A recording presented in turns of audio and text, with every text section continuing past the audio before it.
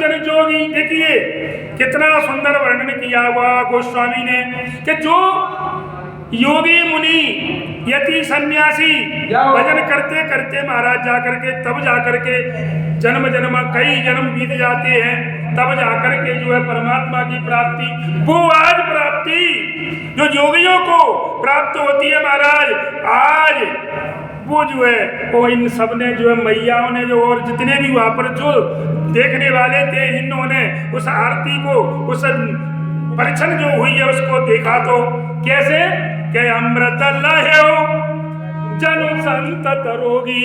जैसे बीमार व्यक्ति है महाराज, अगर दवा की बात छोड़ो, अगर उसको अमृत मिल जाए तो फिर क्या कहने उसके, उसका जीवन सफल है। तो आज जिन जिन ने और माता जानकी जी मने चारों भैयन की जो परछन देखी है और उसको देख करके और वहाँ पे जब पाँव पकड़नी भैया वहाँ पे घर पे आके मतलब उनके पैर धोए करे है, उसको जब देखा है तो उसको देख करके कह रहे हैं बाबा गोस्वामी कि उनका जीवन धन्य जो है ताको हो गया। कोई ऐसी चीज नहीं बची संसार में, केवल एक ही इच्छा रहती है आदमी को। आजकल थोड़ा पैसे की इच्छा ज्यादा रहती है मनुष्य को कि ऐसा हो जाए जो हो जाए, लेकिन उस लक्ष्य को प्राप्ति की ओर लोग भटक चुके हैं। कहते हैं किसने देखा है, आजकल कुछ तो ऐसा भी कह देते हैं साहब कि मरे हुए के बाद कौन देखो का हो, आनंद कर लो, खाए पी लो, मस्ती कर लो, कजू करे था कर लो, लेकिन पीछे कौन देखो है। नरक स्वर्ग कहाँ होता है, तो नरक स्वर्ग यही होता है।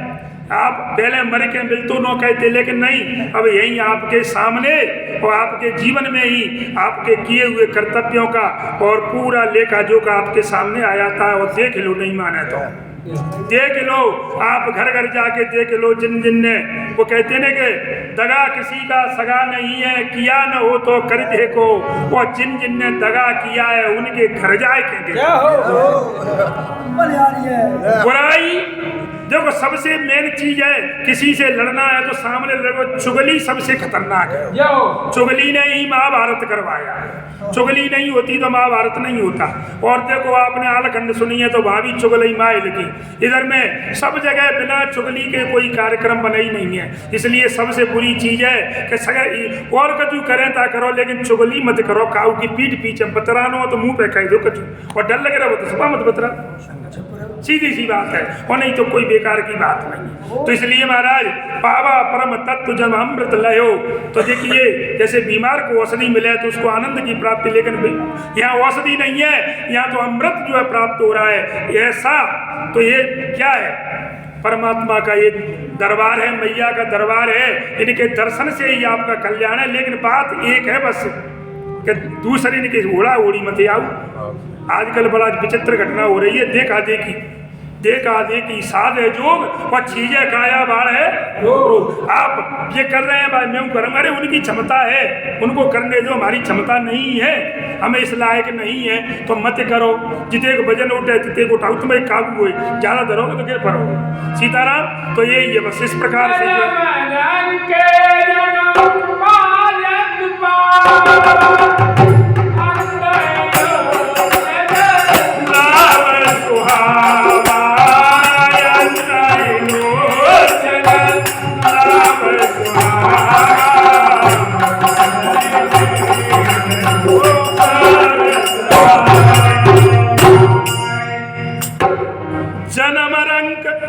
जन्म रंक माने गरीब, जो जन्म को गरीब हो महाराज, हमेशा को जीवन को माने वो पैदा ही भाव बाप के तो को सपूरी काट यू ढंग से उड़े बेको भाई, ये नीचे वही ऊपर थे, गीली है गई तो परेशानी सब रात की। ऐसा जो है कमजोर गरीब जन्म का जो रंग है, और जन्म पारस पावा।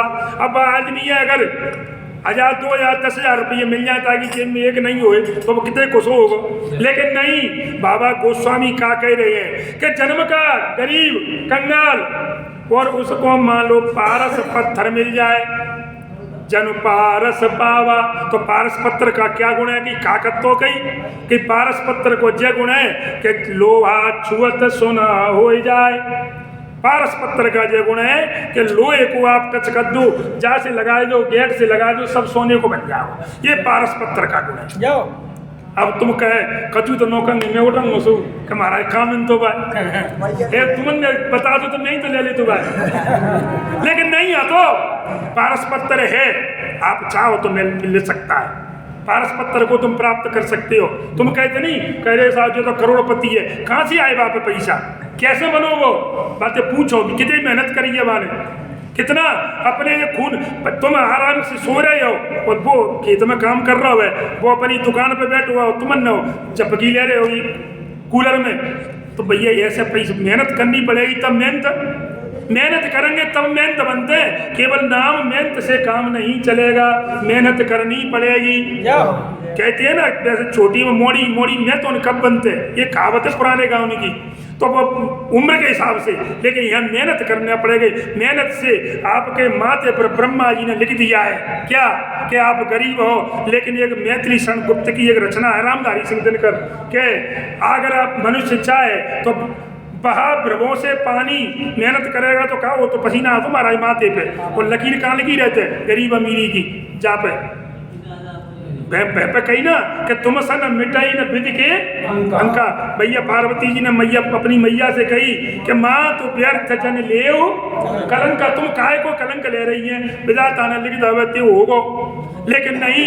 अब आजकल के कवि कह रहे हैं कि विधाता ने जो लिख दी गरीब रहेगो जय, लेकिन नहीं, हम मेहनत करेंगे पसीना आएगा उस मेहनत में, तो जहाँ पे जो तिलक लगो है ना पसीना से डूब जाता हो ना, ऐसे जो गलत रेखा डली है गरीबी की महाराज, मेहनत से वो अमीरी में बदल जाएगी, लेकिन दूसरे की पर निगाह बनते हो कि जाकी कैसे आई है, जाके इतने पैसा कहाँ थे है वो, जाकी दुकान अच्छी क्यों चल रही है, जाकर खेत में ज़्यादा फसल क्यों भई है, पहले बात तो पूछो कैसे भाई बका में तुम करो, लेकिन चोरी चपाटी जुआ सट्टा इनसे पार नहीं पड़ेगी महाराज। ये तो इसलिए यहाँ पे वही बात कही है कि जन्म रंग जन पारस आवा और अन्य लोचन लाभ, आधे आदमी है महाराज, दो आँखें से अंधो हुई, पहली बात तो अगर एक आँख मिल जाए तो वो कुछ जाओगे नहीं होगा, दो आँख को नहीं आई जो है। लेकिन यहाँ पर तो लिख रहे हैं कि अंधे व्यक्ति को भी महाराज ऐसा हो गया वहाँ पर जैसे मानो तो उसकी दोनों आँखें खुल चुकी हैं, क्योंकि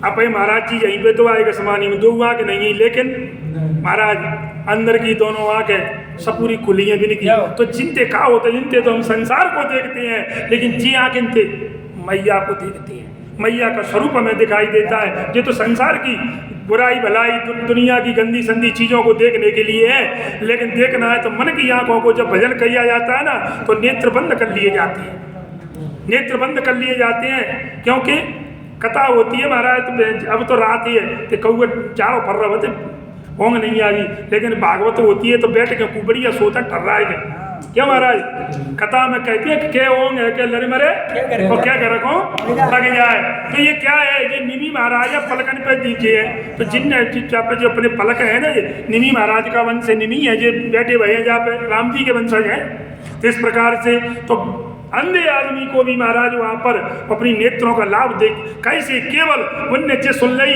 कि बहू आई है चारों भैया को ब्याह है गया है वो आरती है रही है, तो बेजई में प्रसन्न है गए, माने उनको ऐसा लगा कि हमारी आँखें अब अंधी, हम अंधे नहीं है, हमारी आँखें आ चुकी है, उनको ऐसा प्रतीत होने लगा, अपने आप में उनका यह आभास होने लगा। ऐसे उस समय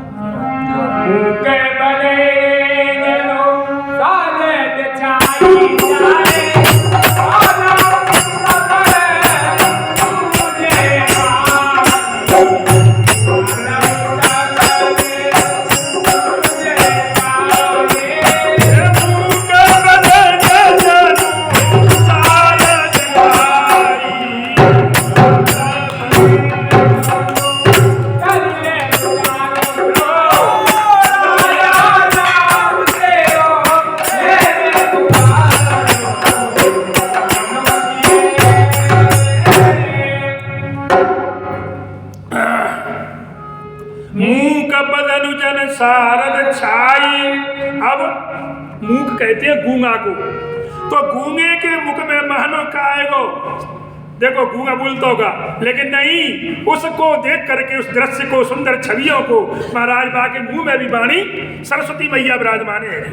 मूक बदन, बदन माने मुंह, मूक बदन मुजनु और सारद छाई और मानो समर सूरज, और ऐसा लगा मानो तो सूरवीर योद्धा युद्ध में लड़ने जाते हैं कि आज हमने विजय को प्राप्त, उनको ऐसा लग रहा है कि हमने आज जीवन की विजय प्राप्त कर ली। एक वो लड़ाई तो वैसी होती है आमने सामने की, लेकिन नहीं, कौन सी लड़ाई कि जो हमें मानव का जो शरीर मिला वो काय के लिए, परमात्मा का भजन करने के लिए और भगवान के दर्शन के लिए। तो आज हमारा वो काम सफल हो गया।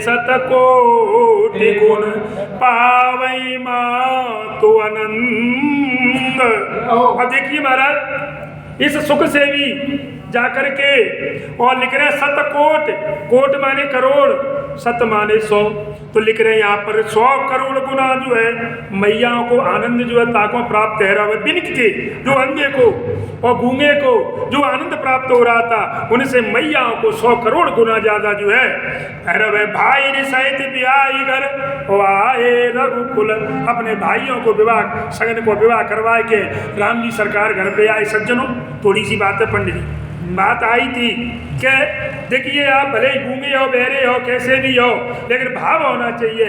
तो थोड़ा भाव के ऊपर मैं आपको 2 शब्द बताना चाहता हूँ कि भाव क्या होता है, भाव से क्या होता है। तो देखिए बताया है कि भगवान ना तो अवस्था देखते हैं और ना व्यवस्था देखते हैं। जरा ध्यान से सुनना, भगवान किसी की अवस्था नहीं देखते और ना किसी की व्यवस्था देखते, केवल भगवान भक्त का भाव देखते हैं। भक्त के भाव को देख करके भगवान आती है, न कि आपकी अवस्था और व्यवस्था के जो पैसा वारो है, कि जब लड़का है कि जब बूढ़ है कैसो है, ये व्यवस्था और अवस्था नहीं देखते, ये आपका भाव देखते हैं। तो कहीं पूछा किसी ने कि कैसे, तो देखिए महाराज आपने देख सुना, श्रीमद् भागवत में आया है कि जब सुभद्रा के घरों में अभिमन्यु थे, तो आपको पता है उनको मारने के लिए गुरुपुत्र आई थी अश्वत्थामा, ये कथा सबने सुनी है।